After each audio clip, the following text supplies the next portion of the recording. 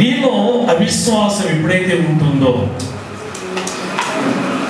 దేవుణ్ణి, నీకు రక్షించిన దేవుణ్ణి ఎప్పుడైతే నీవు వెనక్కి పెడతావో, నువ్వు పొందుకున్న రక్షణ విలువను నువ్వు వెరగకుండా ఆ రక్షణ ఎప్పుడైతే నువ్వు బాధ పెడతావో, దేవునికి సరైనటువంటి సమయాన్ని, సరైన ధనాన్ని, సరైనటువంటి పరిస్థితుల్లో నీవు ఇవ్వకుండా ఉంటున్నావో, అప్పుడు నీవు అల్ప విశ్వాసివి. నీలో సరైనటువంటి విశ్వాసము లేదు. There is no perfect faith in you when you have not faith. విశ్వాసం ఎప్పుడైతే లేదో నీవు అల్ప విశ్వాసం. అవిశ్వాసం, అవిశ్వాసముకు దేవుని కార్యాలు అర్థం కాదు, అవిశ్వాసానికి వాక్యం అర్థం కాదు, సత్యం అర్థం కాదు, మర్మాలు అర్థం కావు. వాదకుడు ఎంత గర్జించినా, ఎంత చించుకున్నా వాడికి అర్థం కాదు. Why not understand the Lord's word?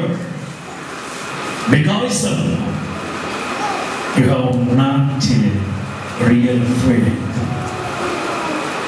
దేవుని విశ్వాసం నీకు అర్థం కాదు. మనము పశ్చాత్తాపడాలి. ఈ యుగ సంబంధమైన దేవత అవిశ్వాసులైన వారి మనోనేత్రం మనకు గుడ్డితనం అక్కడ చూస్తాం. ఈ గుడ్డితనం ఉన్నప్పుడు మనము యేసయ్యను చూడలేము. యెరూషలేము నుంచి ఎమ్మాయి పెడుతున్నారు ఇద్దరు శిష్యులు. చూడండి, ఈ వాక్యం చూస్తాం మనము లూకాసు వార్త 24వ అధ్యాయము 30-31 వచనాల్లో చూస్తాం. వారి కన్నులు తెరవబడి ఆయనను గుర్తుపట్టిరి. అంతటా ఆయన వారికి అదృశ్యుడాయన. అప్పుడు వారు ఆయన త్రోవలో మనతో మాట్లాడచ్చు, లేఖనములను మనకు బోధపరుచుతున్నప్పుడు మన హృదయము మనలో మండుచుండలేదా అని ఒకరితో ఒకడు చెప్పిపోలేదు. అంతవరకు కూడా వారి నేత్రాలు మూయబడ్డాయి. యెరూషలేము నుండి ఎమ్మాయికు 5 క్రోసుల దూరం వాళ్ళు నడుచుకుంటూ వెళుతున్నారు. శుక్రవారం నాడు జరిగినటువంటి సంఘటన, యేసు ప్రభువును హింసను పెట్టి శిలువ మరణానికి అప్పగించి ఎలా చంపారో ఆ విషయాన్ని కూడా వాళ్ళు మాట్లాడుకుంటూ వెళుతూ ఉన్నారు. వాళ్ళతో ఒక వ్యక్తి నడుచుకుంటూ వెళుతున్నాడు. ఎవడొక వ్యక్తి తనతో నడుస్తున్నట్లుగా తెలుసు. ఆయనతో వాడు సంభాషిస్తున్నారు, వాడు చెప్పే మాటలు వింటున్నారు, కానీ ఆయన యేసు అని వారు గుర్తు పట్టలేదు. కారణం ఏంటి తెలుసా? వారి నేత్రాలు మూయబడ్డాయి. ఈ రోజున యేసు నమ్మిన వారు అనేక మంది నేత్రాలు మూయబడి ఉంటున్నాయి కనుక దేవుని కార్యాలు వాడికి అర్థం కావట్లేదు. దేవుని సన్నిధి విలువ కూడా వాడికి అర్థం కావట్లేదు.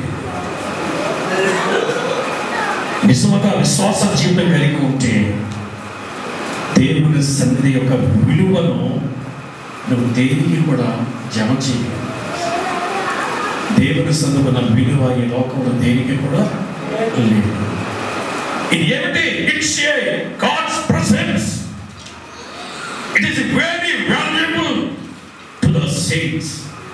పరిశుద్ధులకి చదివిపోయింది ఈ దేవుని సన్నిధి. ఇదన్నా నీతిమంతులుగా చేయబడిన వాళ్ళు, పరిశుద్ధులుగా మార్చబడేటువంటి విశ్వాసులు, అది దేవుని ఆశీర్వాదాన్ని ఎంతగా మనం పోగొట్టుకుంటున్నామో ఆత్మీయంగా అర్థమవుతుంది. నిజంగా ఆత్మీయ నేత్రం ఎవరికైతే తెరవబడుతుందో వాడు కలుపుకోవాలి. వాడు నేత్రాలు మూయబడం చేయడం కూడా తమతో ప్రయాణం చేస్తున్నటువంటి వ్యక్తి నేత్రాలు మూయబడినప్పుడు యేసుని వాడు చూడలేకపోయాడు. ప్రక్కనే ఉన్నాడు. He was very near to them, but you cannot see Jesus.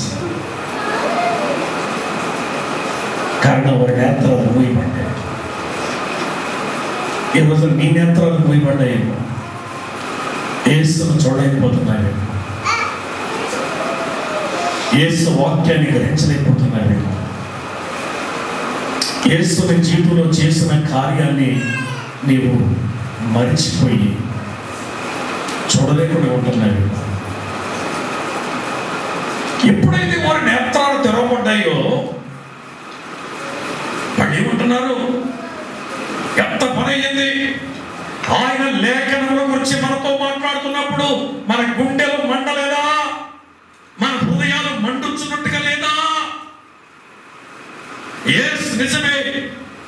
ఆత్మను కలిగిన విశ్వాసులకు దేవుని వాక్యము వినబడుతున్నప్పుడు వారి గుండెల్లో మంట పడుతుంది, వారి గుండెల్లో దడ పడుతుంది. వాక్యమునికి వారు సరెండర్ అవుతారు, వాక్యానికి భయపడతారు, వాక్యమును వారి జీవితంలోనికి ఆస్వాదిస్తారు, ప్రీతిగా దాన్ని అంగీకరిస్తారు. ప్రభువా నాతో మాట్లాడారు. ఎన్ని సంవత్సరాలు దేవుడి సన్నిధికి వచ్చినా ఇంకా నీ నేత్రాలు తెరవబడవు. నీకు వాక్యం అర్థం కాదు. ఎందుకు అర్థం అవ్వట్లేదు? నోమ విశ్వాసి. గుడికి వచ్చినంత మాత్రాన్ని విశ్వాసం కాదు. దేవుని వాక్యాన్ని నమ్మాలి. ఆ వాక్యం మీద నీ విశ్వాస జీవితాన్ని కట్టుకోవాలి. అలా కట్టుకోకపోతే నీ విశ్వాసమైన పునాది అల్పంగా ఉంటుంది. గాలి వేసే చాలు పడిపోతుంది. పునరుద్ధానం శక్తి, క్రీస్తు పునరుద్ధానం ద్వారా శిష్యులు నేత్రాలు తెరవబడ్డాయి. సంఘంలో సభ్యులుగా ఉన్నవారు, గొప్పలు చెప్పుకుంటున్న వాళ్ళు, పరిశుద్ధులు చెప్పుకుంటున్న వాళ్ళు, వాళ్ళ నేత్రాలు తెరవబడాలి. వాక్యము ద్వారా నిజమైన క్రీస్తును మనం చూడాలి. అది దేవుని యొక్క కోరిక, ఆశ. మూడవది, స్త్రీలు మరియు శిష్యులలో ఉన్నటువంటి భయం తొలగిపోయింది. మనకు మత్తయి సువార్త చదువు కదా, మత్తయి సువార్త 28వ అధ్యాయం 9-10 వచనాలు. 28-9 వచనం. యేసు వారిని ఎదుర్కొని మీకు శుభమని చెప్పాడు. వారు ఆయన యొద్దకు వచ్చి ఆయన పాదములు పట్టుకుని ఆయన మొక్కగా, యేసు భయపడకుడే, మీరు వెళ్ళి నా సహోదరులు గలిలయకు వెళ్ళవలననియు వారక్కడ నన్ను చూతురని వారికి తెలియపడారు. చూసారా, యేసు ప్రభువారు వారిని మార్గంలో ఎదుర్కొన్నాడు. వాడికి శుభమని చెప్పాడు. దేవుని సన్నిధికి వచ్చిన వాడికి ఇప్పుడు కూడా యేసే శుభమని చెప్పాడు, కానీ శాపనార్థాలు పెట్టాయి. ఆయన సన్నిధికి వస్తే మనం శుభాలు కలిగి ఉంటాం, దీవులను మనం కలిగి ఉంటాం. వారు యేసు దగ్గరికి వచ్చి